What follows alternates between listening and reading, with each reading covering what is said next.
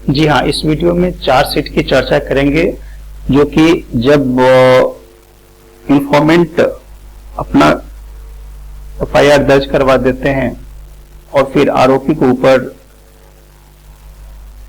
ये केस दर्ज हो जाता है, तो आरोपी यानी बचाव पक्ष क्या करते हैं, बहुत ही मजबूती से यह चाहता है कि हम केस को किस तरह से हम केस जीत जाए या तो हम अपने आप को बच सके। तो आप यदि नए एडवोकेट हैं, इस फील्ड में यदि नए हैं, तो आप क्या करते हैं, चार्जशीट का वेट करते हैं, केस डायरी चार्जशीट का वेट करते हैं, उसके बाद आप चाहते हैं कि हम बहस करें।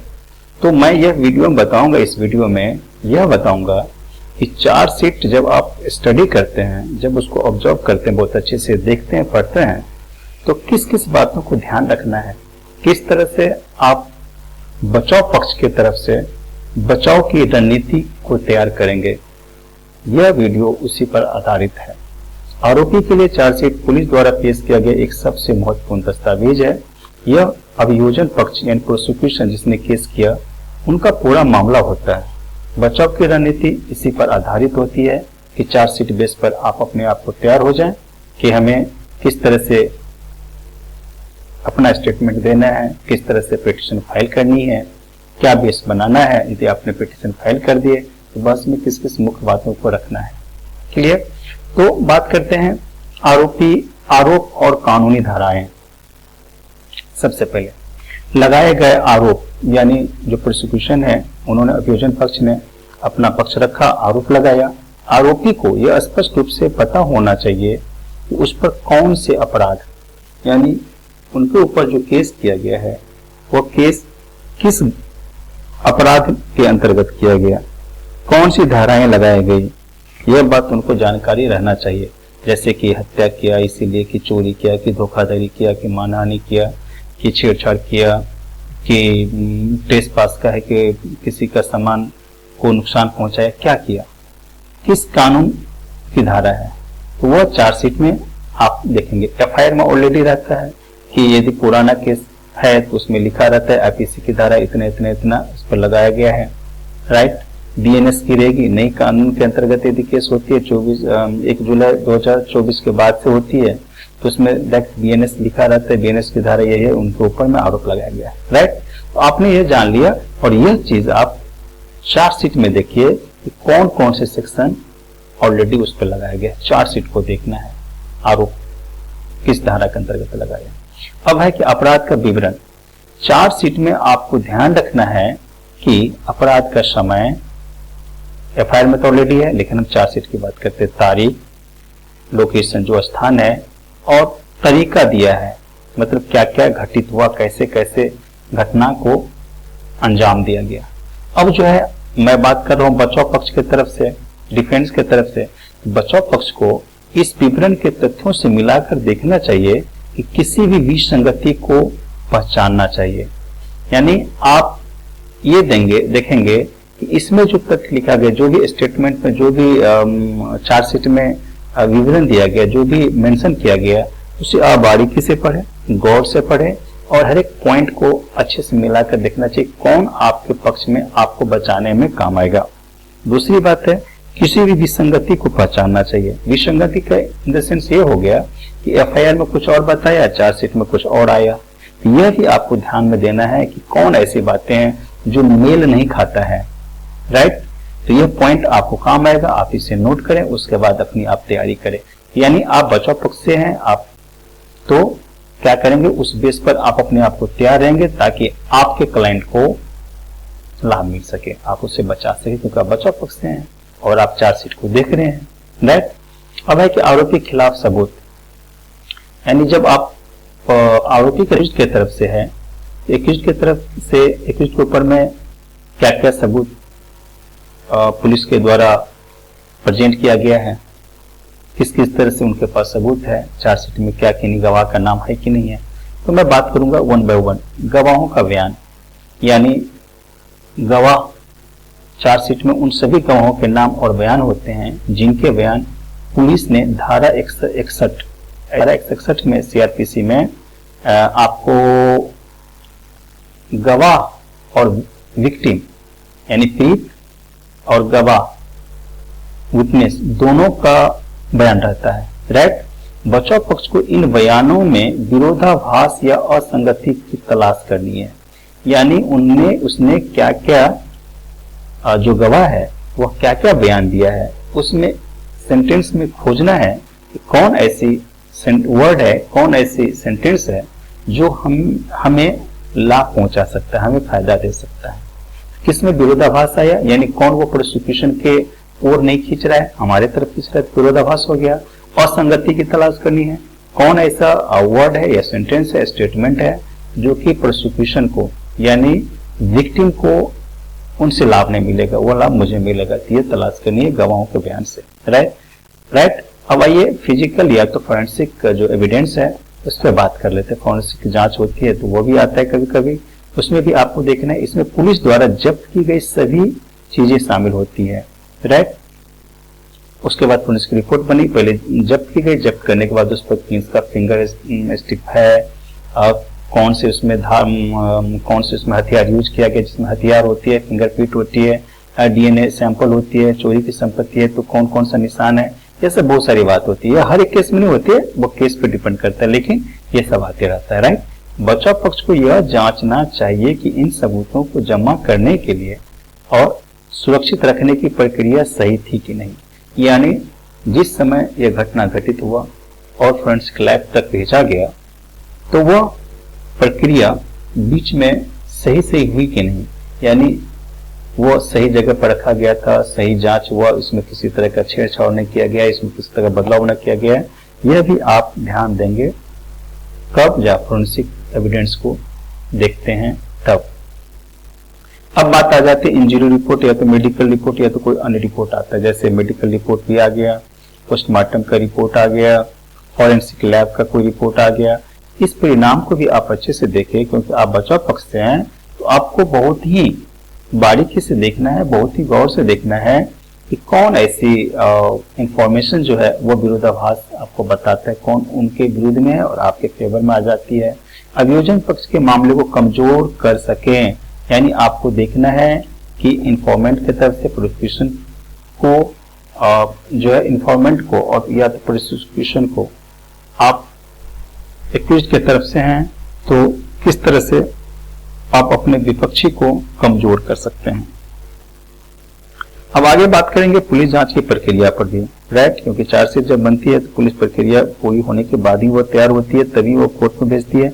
बल्कि आप जैसे ही शुरू में केस आपके ऊपर किया जाता है, आप एक्यूज्ड हैं, आप अभियुक्त हैं, तो आपके ऊपर जब केस की जाती है तो आप यदि तुरंत जाते हैं कोर्ट में फाइलिंग कर देते हैं तो फाइलिंग तो कर देते हैं, और जैसी पहली डेट पड़ती है पिटीशन फाइल होने के बाद तो पहली डेट पे यही कहा जाता है जज के द्वारा कि डायरी की मांग की जाए, डायरी आया कि नहीं, आपके वकील बोलते हैं कि डायरी की मांग की जाए, चार्जशीट की मांग की जाए, राइट। तो डायरी चार्जशीट तक का इंतजार करना पड़ता है, तब उसके बाद वो कोर्ट को भी मिल जाता है कि कॉग्निजेंस लें, किस पर लें, कैसा है क्या नहीं है, तो पूरी जानकारी वहां तक पूरी दस्तावेज मिल जाती है। उसी बीच में आपको मौका मिलता है, जब चार्जशीट आ जाती है तो आपको पढ़ करके आपको मौका मिलता है कि आप किस तरह से एक्यूज्ड पर्सन को आप बचा सकते हैं, किस तरह से अपना पक्ष मजबूत कर सकते हैं, राइट। आइए पुलिस की जांच की प्रक्रिया की बात करें तो जैसे गंभीर अपराध में 90 दिन भी दी गई है, और जो नॉन कम्युनिकेबल ऑफेंस होता है उसमें 7 दिन की भी टाइम दी जाती है कि इस समय सीमा के अंतर्गत आपको क्या करनी है,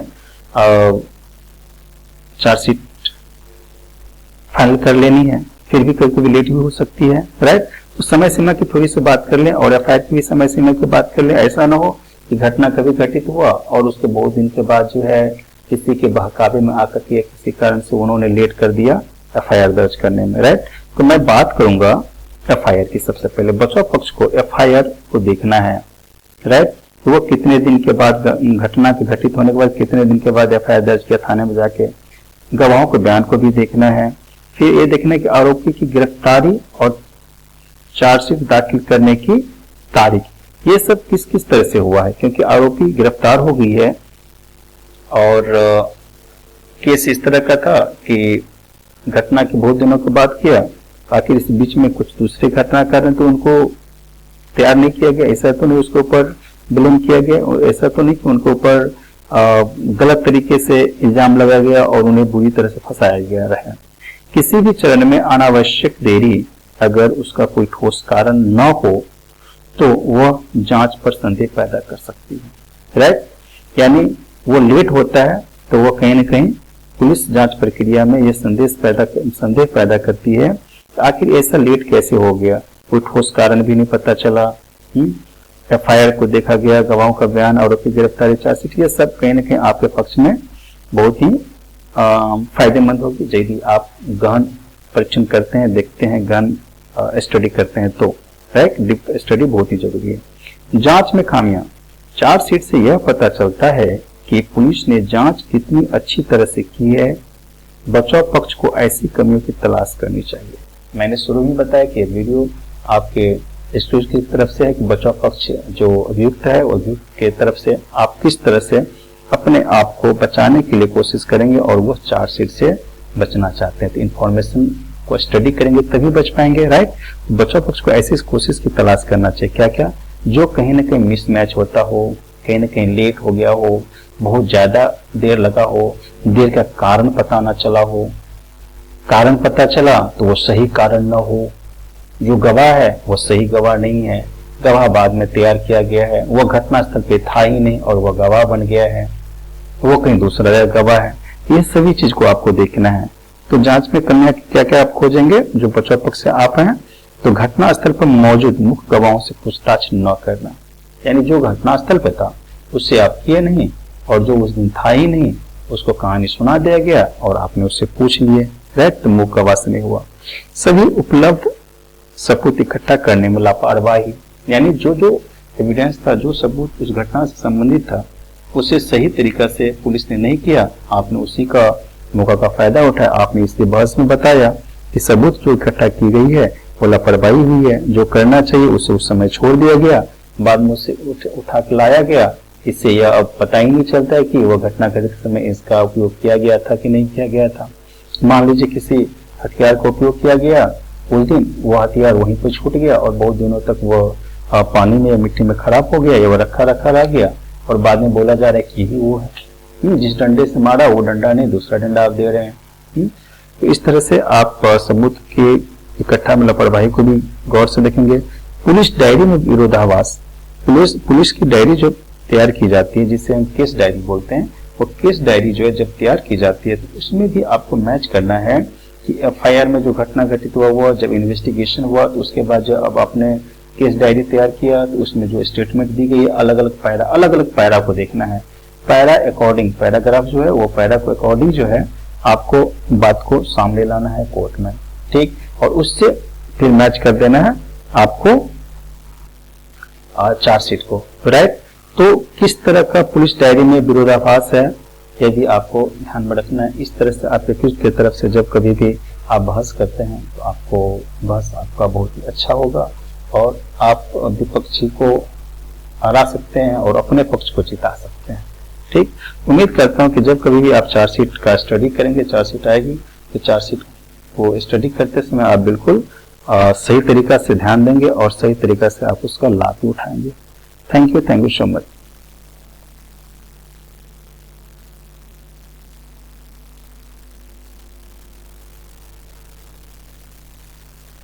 और कुछ इसमें है, वो है बयान 161 का बयान, सीआरपीसी की जो पीड़ित गवाह की बयान होती है, जो कि मैंने शुरू में बताया था विक्टिम और विटनेस का, वो उधर ध्यान देंगे। आरोपी के बयान जो कोर्ट के अंदर मजिस्ट्रेट के सामने होते हैं सीआरपीसी की 164 के तहत, राइट। संक्षेप में आपको मैं बता दूं जो कि आपके स्क्रीन पर है, वो है कि आरोपी और उनके कानूनी टीम, यानी आप यदि आरोपी के तरफ से एडवोकेट है तो चार्जशीट केवल आरोपी की एक सूची नहीं है, यह अभियोजन पक्ष की पूरी रणनीति का ब्लूप्रिंट है। यानी अभियोजन पक्ष प्रोसिक्यूशन की तरफ से जो जो तैयारी की गई वो अपने बेस पर तैयार करता है। आपको क्या पता चल जाता है उस ब्लूप्रिंट से कि उनकी ताकत और उसमें भी महत्वपूर्ण उनकी कमजोरियां का पता चलता है, यानी कौन कौन सी पॉइंट उनके फेवर में है, कौन सी पॉइंट उनके फेवर में नहीं है। यदि उनके फेवर में नहीं है वो हमारे फेवर में है। इस मुख्य बिंदुओं का सावधानी पूर्वक विश्लेषण करने एक मजबूत बचाव रणनीति बनाई जा सकती है। इसलिए आपको चार्जशीट पढ़ते समय पूरे ध्यान रखना है और अच्छे से स्टडी करना है। Thank you.